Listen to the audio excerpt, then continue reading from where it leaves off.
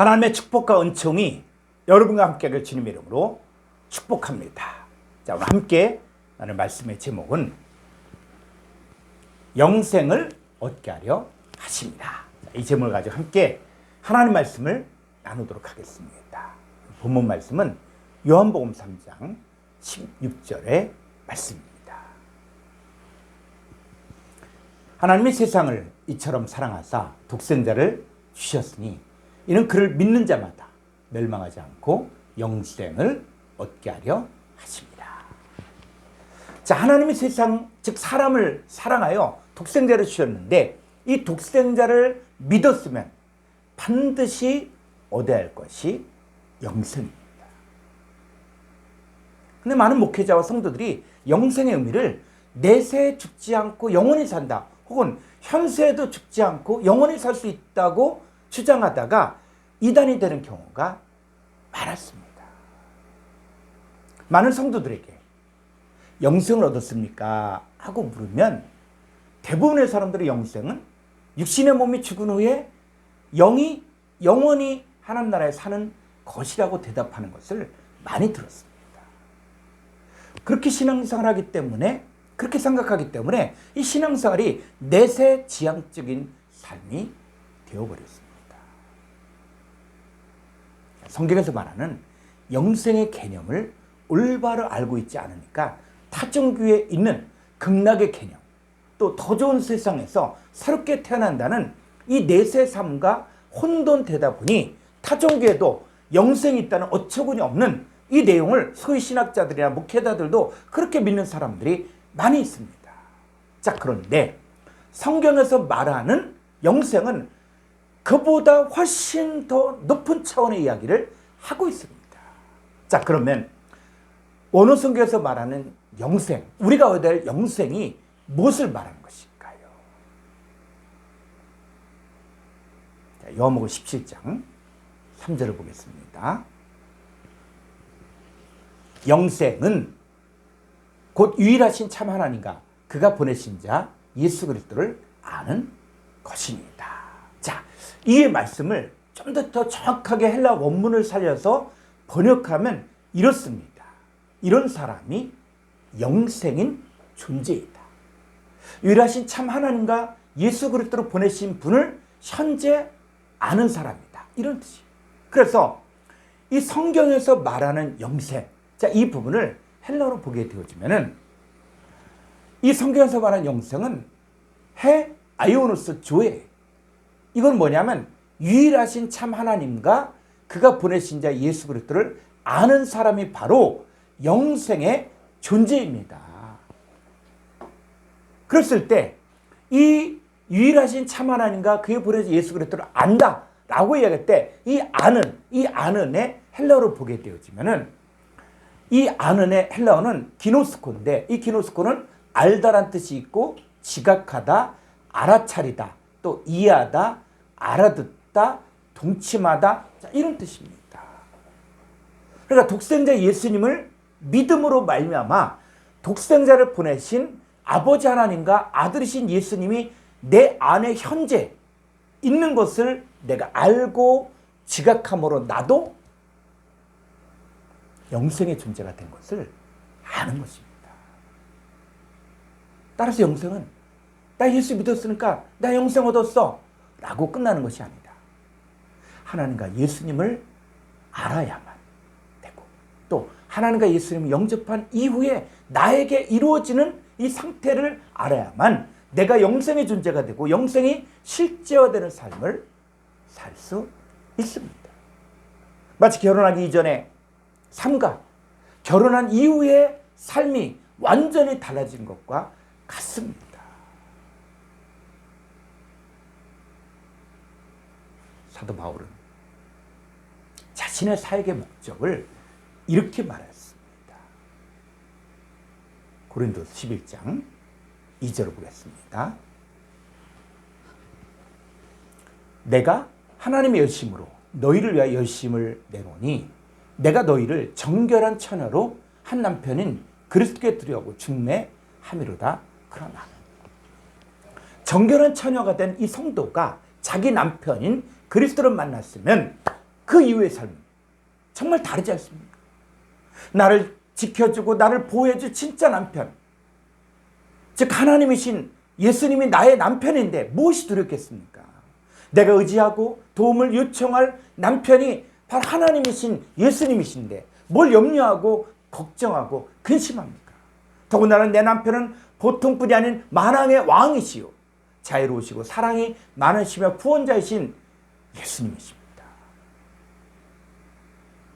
예수님 믿고 영생을 얻었다는 말은 내가 예수님의 아내가 된 것이요, 예수님은 나로 인하여 기쁨을 이기지 못하시며 나를 참잠히 사랑하시며 나에게 새 언약을 세우셨다는 것입니다. 예수님 아내가 되었다는 말이 어떤 의미일까요? 나는 세상에 속한 자가 아니요 이 세상에서 건짐을 받은 하나님의 택한 백성이 된 것입니다. 흑암의 권세에서 해방되어 사랑의 아들의 나라로 옮겨진 것입니다. 나는 세상에 지배를 받는 사람이 아니라 사랑의 아들의 나라 안에서 살며 이 아들의 사랑과 돌봄과 가르침과 인도를 받는 사람이 된 것입니다. 죄와 사망의 법에서 해방되어 생명의 성령의 법 아래 사는 자가 된 것입니다. 사도 바울은 다메섹 도상에서 부활하신 예수님을 만나기 이전의 삶과 이후의 삶이 전혀 다른 삶을 살았습니다. 그 이전은 유대교인이었고 바리새파 종교계 지도자로서 예수 믿는 자를 핍박하고 예수를 못 믿게 한 사람이었습니다. 그런 유일하신 하나님 믿고 할례를 받고 율법을 지키면 유대교인이 되어 하나님의 백성이 되는 줄 알았습니다. 자, 이때는 종교적인 열심을 내고 율법을 철저히 지키면 구원을 받는 줄로 알았기 때문에 율법을 최선을 다해서 지키는, 자기는 교만해져 율법을 제대로 지키지 않는 사람을 비판하고 정죄하고 판단하는 자가 되었습니다. 이렇게 교만해진 유대인이 이방인에 대해 탈무드에서는 이방인은 지옥의 땔감으로 쓰게 만들었다, 이런 종교 우월주의, 선민주의에 빠지게 만들었습니다. 이렇게 살았던 이 사도 바울이 예수님을 만나고 나서 영생을 얻은 삶을 이렇게 말하고 있습니다. 사도행전 26장 18절 말씀입니다. 그 눈을 뜨게 하여 어둠에서 빛으로 사탄의 권세에서 하나님께로 돌아오게 하고 제3가 나를 믿어 거룩하게 된 무리 가운데서 기업을 얻게 하리라 하다이다. 사도 바울이 예수님을 믿어 영생을 얻었다는 말은 바울의 눈을 뜨게 하여 어둠에서 빛으로 사탄의 권세에서 하나님께로 돌아오게 하고 제3가 나를 믿어 거룩하게 된 무리 가운데서 기업을 얻게 하는 것입니다. 이것이 바로 영생을 얻은 자의 삶입니다. 여러분들 예수를 믿어 영생을 얻었다고 자부한다면 여러분의 눈이 떠져야 하고 어둠에서 빛으로 빠져나와야 하고 사탄의 권세에서 하나님께로 돌아와야 하고 제3가 예수를 믿어 거룩하게 된 무리 가운데서 기업을 얻어야 합니다. 이것이 이루어진 사람이 영생이 존재화되어지고 실제화된 사람의 삶의 모습입니다. 사도 바울의 이런 경험, 오늘날 한국의 교회의 현실과 비슷하지 않습니까? 예수를 믿는다고 하는데 그들의 깊은 내면으로 들어가 보면 자기가 알고 있는 율법의 내용과 현재 자기 마음의 상태는 하늘과 땅 차이가 나고 그 종교적인 열등감, 내적인 번민, 죄책감과 죄의식 가운데 살고 있지는 않습니다. 그러니까 가게에 흐른 저주를 끊어야 한다고 하기도 하고 또 세상의 심리학을 동원한 내적 치유가 교회 안에 들어오고 아니면 아예 나도 모르는 방언을 계속 말하게 하면서 신비한 체험을 통해 뭔가 이루어진 것 같은 착각에 빠지게 만듭니다. 종교적인 열심이 특심인 사람은 아예 세상 사람과는 만나지도 않고 믿음 좋다고 하는 사람들과만 만나고 말씀과 기도만 열심히 하는 사람을 마치 신령한 사람 또 영적인 사람이라고 축해 세웠습니다. 그 결과 한국교회는 세상은 악하고 교회는 선하다고 하는 이원론에 깊이 빠져 있고, 또 교회 일만 열심히 하면 죽고 나서 영생을 얻을 것이라는 막연한 기대감을 갖게 만들어버렸습니다. 이것이 안 되는 그리스도인은 여전히 신앙생활하면서 죄책감과 죄의식과 열등감 가운데 살며 무늬만 크리스찬의 성도, 세상 속에서 아무것도 할 수 없는 그리스도인이 되어 무기력하게 살고, 이들도 막연히 죽고 나면 영생을 얻을 것이라는 기대감을 갖고 살게 만들어버렸습니다. 그런데 성경에서 말하고 하나님께서 주시고자 하는 영생의 삶은 내가 하나님과 예수 그리스도를 보낸 그 하나님과 예수님을 믿으면 너는 하나님과 함께하는 사람이 되고, 너와 한 몸을 이루어 너의 남편이 된 예수를 믿으면 죄에서 해방된 새로운 피조물이요 왕같은 제사장이요 거룩한 나라가 이미 되었다는 것입니다. 여러분, 우리가 예수님 믿으면 하나님 나와 함께 계십니다. 예수님 내 안에 계신다고 약속하지 않았습니까? 여러분 믿으십니까? 아멘. 그러면 거룩하신 하나님이 죄 있는 여러분과 함께 할 수 있습니까? 하나님은 내가 거룩하니 너희도 거룩하라고 하셨습니다. 여러분에게 하나님이 함께하는 임마누엘이 이루어진 것을 믿으면 여러분 이미 거룩한 존재가 된 것입니다. 예수님의 이름의 뜻이 있습니다.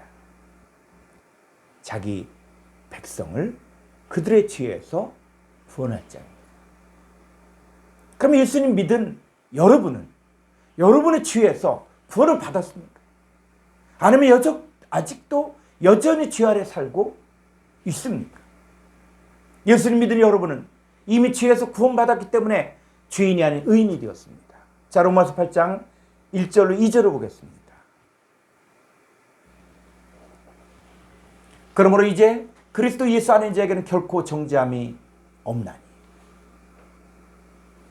이는 그리스도 예수 안에 있는 생명의 성령의 법이 죄와 사망의 법에서 너를 해방하였습니다.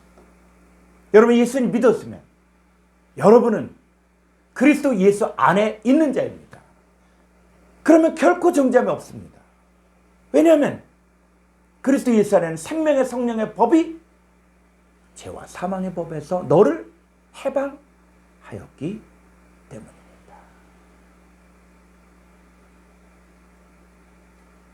이제 우리의 신앙생활은 이 진리를 믿는 거예요. 이게 성경의 진리예요. 자, 영생이 뭐라고 했습니까? 요한복음 17장 3절에서 영생이 뭐라고 이야기하고 있어요? 자, 성경에서 말하는 영생 한번 볼까요? 영생은 곧 유일하신 참 하나님과 그가 보내신 자 예수 그리스도를 아는 것, 기노스코. 이 사람이 바로 영생의 존재예요. 유일하신 참 하나님과 그가 보내신 자 예수 그리스도를 아는 것, 아는 존재가 되는 것이 바로 영생의 존재가 되는 것입니다. 여러분, 신앙생활을 제대로 하려면 하나님과 예수님을 아는 지식이 있어야 됩니다. 여기서 말하는 지식은 성경 지식, 단순한 지식이 아니라 삶의 체험 속에서 하나님을 경험하고 하나님과 동행하고 예수님 진짜 자기 남편으로서 역할을 하는 것을 아는 것입니다. 그런데 하나님은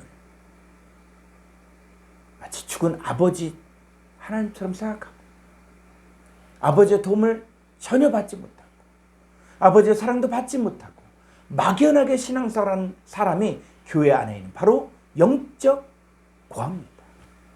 또 자기 남편인 예수님 믿는다고 말은 하지만 자기 남편이 어디 있는지도 모르고 자기 남편인 예수님과 동떨어진 삶을 살고 자기 남편인 예수님의 도움을 전혀 받지 못하며 신앙생활하는 사람이 바로 교회 안에는 영적인 과부예요. 예수님이 요한복음 14장 18절에서 내가 너희를 고와 같이 버려두지 아니하고 너에게로 오리라고 하셨습니다. 여러분, 고와 같이 버려두지 않고 여러분에게 오신 예수를 지금 믿고 있습니까? 아니면 아직도 만나지 못한 이 남편이신 예수님을 주야 주야 애타게 부르며 남편을 어디 가서 만날까? 기도원에 가야 하나? 금식 기도를 해야 되나? 산기도를 해야 되나? 하면서 계속 남편인 예수님을 찾는 신앙생활을 해야겠습니까? 우리가 믿는 예수님은 세상 끝날까지 너희 항상 함께 있으라고 말씀하셨고, 그 예수님은 살아계신 하나님으로 내 안에 계십니다. 그분은 내 안에 계시면서 영원히 나를 떠나지 않겠다고 약속하셨습니다.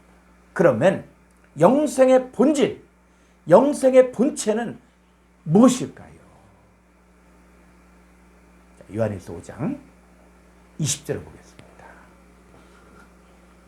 또 아는 것은 하나님의 아들이 이르러 우리에게 지각을 주사 우리로 참된 자를 알게 하신 것과, 또한 우리가 참된 자 곧 그의 아들 예수 그리스도 안에 있는 것이니 그는 참 하나님이시요 영생이시라.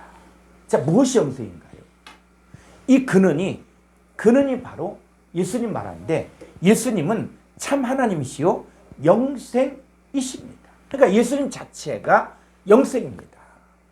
하나님의 아들이로 우리에게 지각을 주사 우리로 참된 자를 알게 하신 것과, 또한 우리가 참된 자 곧 그의 아들 예수 그리스도 안에 있으면 우리도 영생의 존재가 되는 것입니다. 그러니까 영생은 여러분이 하나님과 예수님을 믿고 알면 여러분도 영생의 존재가 되는 것입니다.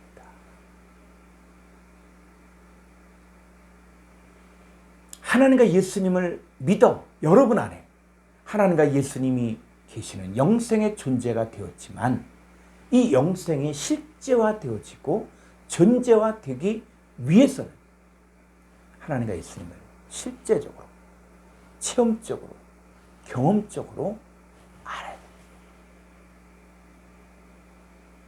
하나님과 예수님을 얼만큼 경험했느냐에 따라 삶의 방식이 달라지지 않습니까? 오늘 말씀의 결론이 이것입니다. 예수님 믿은 여러분은 이미 영생의 존재가 되었습니다. 예수님 믿은 여러분은 이미 하나님이 함께 계십니다. 예수님 믿은 여러분에게 예수님은 다 이루었다고 선포하셨습니다. 여러분이 해야 할 일은 딱 하나, 하나님과 예수님을 알아야 돼요. 하나님과 예수님을 아는 만큼 영생이 실제화되어지고 존재화되어지는 삶을 살 수 있습니다. 사도 바울은 자신의 사역의 목표, 우리 성도의 삶의 목표를 이렇게 말하고 있습니다. 에베소 4장 13절로 14절의 말씀입니다. 우리가 다 하나님의 아들을 믿는 것과 아는 일에 하나가 되어 온전한 사람을 이루어 그리스도의 장성한 분량이 충만한 데까지 이르리니, 이는 우리가 이제부터 어린아이가 되지 아니하여 사람의 속임수와 간사한 유혹에 빠져 온갖 교훈의 풍지에 밀려 요동하지 않게 하려 합니다. 하나님의 아들을 믿는 것과 아는 일에 하나가 됩니다. 온전한 사람을 이루면 그리스도의 장성한 분량에 이를 수 있습니다. 그러면 어린아이가 되지 아니하여 더 이상 사람의 속임수와 간사한 유혹에 빠져 온갖 교훈의 풍지에 밀려 요동하지 않게 됩니다. 온전한 사람, 그리스도의 장성한 분량에 이르면 우리는 어떤 삶을 살게 됩니까? 그리스도의 몸으로, 그리스도의 손과 발과 눈이 되어 예수님이 하신 일을 지금 이 시대에 그대로 하는 삶이 됩니다. 작은 예수가 아닌 이 시대 예수님과 연합되어 한 몸이 된 삶을 사는 것입니다. 예수님은 나와 아버지는 하나라고 하셨고, 아버지께서 내 안에 계셔 그 일을 행하신다고 하신 것처럼 저와 여러분도 아버지 하나님과 아들 예수님과 내가 연합되어 한 몸을 이룬 것이 바로 영생의 존재가 된 것이고, 우리도 예수님 부탁하신 화목하게 하는 말씀을 가지고 화목하게 하는 직책을 행하는 자가 될 수 있습니다. 영생은 이미 얻은 것이지만 성경은 영생을 얻으라고 말하고 있습니다. 유다서 1장 21절 보겠습니다. 하나님의 사랑 안에서 자신을 지키며 영생에 이르도록 우리 주 예수 그리스도의 긍휼을 기다려라. 하나님의 사랑 안에서 자신을 지켜야만 영생에 이를 수 있습니다. 디모데전서 6장 12절 보겠습니다. 믿음의 선한 싸움을 싸우라. 영생을 취하라. 이를 위하여 내게 부르심을 받았고 많은 증인 앞에서 선한 증언을 하였도다. 여러분, 믿음의 선한 싸움을 싸워야만 영생을 내 것으로 취할 수 있습니다.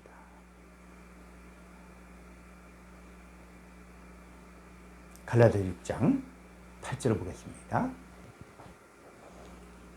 자기의 육체를 위하여 심는 자는 육체로부터 썩어질 것을 거두고 성령을 위하여 심는 자는 성령으로부터 영생을 거두리라. 성령을 위하여 심는 사람만이 영생을 거둘 수 있습니다. 여기서 우리 믿는 자들의 삶의 목표, 삶의 방향, 삶의 자세가 분명히 나와 있습니다. 자, 여러분 이미 영생을 얻었습니다. 영생의 존재가 되었습니다. 그런데 영생이 실제화되어지고 존재화 되려면 하나님과 예수님을 알아야 합니다. 하나님의 사랑 안에서 자신을 지켜야 됩니다. 믿음의 선한 싸움을 싸워야만 영생을 취할 수 있습니다. 성령을 위해 심는 자가 되어야만 성령으로부터 영생을 거둘 수 있습니다. 이것을 도울 수 있는 것이 바로 목회자이고 성도이고 교회입니다. 그래서 꼭 교회 나와야 하고 신앙생활 잘해야만 이것을 제대로 배워서 세상 속에서 빛과 소금의 역할을 할 수 있습니다. 이것은 내 힘으로 되는 것이 아니라 하나님과 예수님이 내 안에 계시면서 나를 하나님의 온전한 사람으로 세워주어야만 가능한 일입니다. 이 모든 것이 하나님의 역사예요. 우리는 하나님의 역사, 하나님의 은혜에 참여한 자가 된 것입니다.